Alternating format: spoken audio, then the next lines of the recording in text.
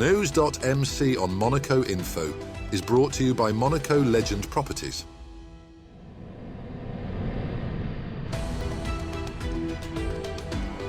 Bringing you news on Monaco's economy, culture, sports and more. Welcome to NEWS.MC, your English rendezvous on Monaco Info. Coming up on NEWS.MC, discover past week's top stories and meet the people who make Monaco. My name is Laurence Janko, and I'm a French artist based in Monaco, and you're watching NEWS.MC on Monaco Info. What's been making headline in the past week? His Serene Highness Prince Albert II of Monaco extended his heartfelt condolences to US President Joe Biden and the American people following the tragic terrorist attack in New Orleans. In a letter to President Biden, Prince Albert II expressed deep sorrow, offering solidarity on behalf of the Monegasque people. The attack, carried out by a US Army veteran linked to ISIS, occurred near the birthplace of Princess Alice Hine, Monaco's first American princess. Prince Albert II highlighted her historical significance and New Orleans' resilience, drawing parallels to past challenges like Hurricane Katrina as the city once again faces adversity. On January 2nd, a Latvian man received a 2-month prison sentence and a 5-year ban from Monaco following thefts from luxury boutiques in the Métropole shopping centre with damages totalling €3,000. Caught quickly thanks to Monaco's extensive police force and surveillance system which monitors nearly every street, his swift capture underscores the Principality's robust security measures, making escape nearly impossible. The court's harsh penalty aimed to send a strong message. Thieves face severe consequences in Monaco. Prosecutor Christine Mutiloa emphasized the need to deter professional thieves targeting high-value stores, describing the man as part of a network exploiting prestigious locations. The case highlights Monaco's zero-tolerance approach to crime, ensuring that offenders pay a high price for breaking the law in the Principality. Marie-Claude Beaud, the celebrated trailblazer of contemporary art, passed away suddenly on December 29th, age 78. Renowned as a grande dame des musées, Beaud revolutionized museum curation and accessibility, dedicating her life to making art a shared experience for all. Her illustrious career spanned iconic institutions, including the Fondation Cartier pour l'Art Contemporain, MUDAM in Luxembourg, and the Nouveau Musée National de Monaco, where she served as director from 2009 to 2021. Beaud also played a pivotal role in Monaco's cultural scene as vice president of the Fondation Prince Pierre's Artistic Council, shaping its International Contemporary Art Prize. Her enduring legacy of creativity, generosity and innovation will continue to inspire the global art community. Monaco continues to attract the world's wealthiest individuals, offering unmatched safety, a luxurious Mediterranean lifestyle and a favorable tax regime. Renowned as one of the safest places globally, the Principality provides residents with peace of mind thanks to a vigilant police force and low crime rates. Beyond safety, Monaco boasts world-class amenities, including top-tier healthcare, prestigious international schools, and its prime location in Europe, facilitating seamless travel and stable government. The absence of inheritance tax further enhances its appeal, allowing families to preserve generational wealth. Monaco's thriving social scene, iconic events like the Grand Prix, tennis, and breathtaking coastal views create an ideal blend of elegance and exclusivity. As of January 2025, Forbes highlights prominent billionaires residing in Monaco, such as Isle Ofer, worth $25.8 billion, shipping and real estate tycoon. James Ratcliffe, worth $15.8 billion, founder, chairman, and majority owner of chemical powerhouse Ineos Group. Simon Rubin, worth $9.3 billion, shares a real estate, technology, and investment fortune with his brother David Rubin. Eric Withoek, worth $8.5 billion, heir to a Belgian sugar fortune and descendant of the family that founded Tienza Suica. Dmitry Rybolovlev, worth $6.3 billion, built his fortune in Russia's largest producer of potassium fertilizers during the 1990s privatization era. Monaco offers more than luxury. It is a sanctuary blending security, opportunity, and an extraordinary quality of life. La Mégère Apprivoisée, The Taming of the Shrew, captivated audiences at the Grimaldi Forum's Salle des Princes, setting a high cultural tone for the new year in Monaco. This celebrated ballet, choreographed by Jean-Christophe Maillot for the Bolshoi Ballet, blends comedy and profound themes of human relationships. Performed live by the Monte Carlo Philharmonic Orchestra under Igor Dronov, Shostakovich's vibrant compositions create a rich, harmonious narrative. Menton's Juliette Clément shines in the titular role, showcasing local talent amidst the company's global diversity. Maillot describes her performance as a rare and special connection for Monaco's audiences. This dazzling production offered a chance to experience world-class ballet in the Principality. Stéphane Valéry, president of the SBM, presented ambitious objectives for 2025. He highlighted successes such as the reopening of the New Moods restaurant, the increases in visitors, and SBM's first cruise ship casinos.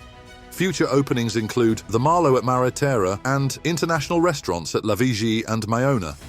Monte Carlo 1 Courchevel is scheduled for Christmas 2026 with a Jimmy's and 2 restaurants. Renovations to the Hôtel de Paris Hermitage and Monte Carlo Bay aim to enhance luxury, while global expansion continues with a Monte Carlo Club 1863 in Dubai. Recruitment, sustainable development, and road safety remain key priorities. Monaco celebrated the integration of 4 new firefighters at a moving ceremony attended by their families. After 3 months of intensive training, which began in September, these recruits received their helmets, a symbol of their commitment to the Monegasque Fire Brigade. The 4 recruits said they were proud to wear the Monaco firefighters' uniform and came away with a strong sense of cohesion. Interior Minister Lionel Beffa honoured the occasion. The promotion, dedicated to the memory of Thierry Perrault, a firefighter who tragically died in the line of duty, included modules on first aid and firefighting. This ceremony highlights Monaco's commitment to strengthen its force of first responders. The Roca team enjoyed an undisputed victory against Blois on Tuesday, January 7th, putting up 99 points to their hosts' 84 to advance to the quarter-finals of the French Cup. Blois made a commendable effort to keep the Monegasques at bay, but the Principality side accelerated away for the win in the second half of this encounter. The Roca team suffered a rare EuroLeague defeat at the Salle Gaston Médecin on the evening of Thursday, January 9th, having fallen short of a formidable Barcelona side in 3 out of 4 quarters. The visiting Catalonians managed to extend their lead until the buzzer signalled an 84-98 loss to Monaco, despite the best efforts of the Roca team and a standout performance by the Principality's point guard, Matthew Strazel. Next up, our exclusive interview with the personalities making the Principality. My name is Laurence Genco, and I'm a French artist, and I've been now living in Cannes and Monaco as well, and I'm very happy to be here, of course. Yeah, I first started like 30 years ago. Got my 2 daughters and I stopped working, but in my mind I couldn't just look after my kids, so I had to do something with my hands, with my mind, and I started decorating the house. And then when my daughters were 2 and 4, I remember they were eating so many candies, so many sweets, and myself, when I was a child, I was not allowed to. So this is how it first started, really. Something was just the beginning of a new story. Those little ones I was making at the time, they are just very similar to the one I experience now. Same style, I would say, and this is why I ended up now, especially in Monaco. I first started making some workshops, make your own bonbon, and I explained to people who come and visit me how to make the bonbon exactly the same way I first made it at that time. So I give them gloves, they put it in the oven, they remove it, and I make the bonbon myself in front of them, and then they go back home with a little bonbon collector and a certificate, authenticity certificate, Genk Studio. So that's the idea, but exactly same as when I first started. Bonbon is something very incredible, because when I first started trying to get a gallery to represent my art, then they liked it, but they wouldn't really think possibly it would go very far. Maybe at the very beginning they thought it was like decoration. They wouldn't imagine how far it could go, and I had such a motivation, and I was very lucky because one of my very first galleries was Opera Gallery, and we first started together. And I remember at the very beginning, possibly they would put them, on the floor, but the presentation was not the same as it is now, of course, and it was different, but there was something, and thank you to those galleries who believed in me and who made who I am now, actually. Internationally, the Bonbon is somewhere, so no matter the education, no matter the religion, no matter nothing, actually, the Bonbon means a lot to anyone. Either you like it or you don't like it, but there's something happening in your mind. There's always a good reason to give, so now I try not always give a bonbon. Sometimes I would give, I made also some necklaces with silver bonbon, silver candy, or maybe a scarf, or maybe a little collector, so that people would know about the workshops I made, make your own bonbon, or it depends, if it's just a tambola, then you can afford to give a small piece, and otherwise I'm happy. I probably helped a lot of people, and I hope I carry on a long time. One of my very first gallery was in Monaco, and of course I was making very different artworks. Well, that was not figurative at all. It was more like new realism, pop art as well. So I was just looking for my style, really. But I had shows in Monaco.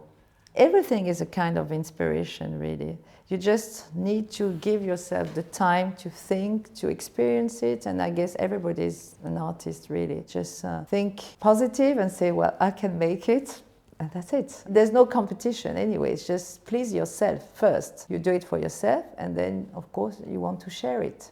I know what I want, I know what I need, and I'm very happy that, with the company I was with before, with my agent, we just back together in a way, and I'm very happy myself to be completely free, to have my name, Jenkel. Jenkel is back, because before, for 4 years, I used to sign Jenk, and the future, so this will be still a team, different way, but I will have my structure involved here in Monaco, but at any stage, I'm an artist, I'm not a gallery, so I just gave the name gallery, but this is not a gallery, it's just a tiny place, just like an office with a representation of a few of my bonbons and artworks. Of course, I do my promotion. I'm very happy to meet with my collectors, but I want galleries worldwide like I used to do and have before. Now, Monaco is one step. I'm still around. I will be still around, but I want to carry on developing my career. Also twists, because the idea,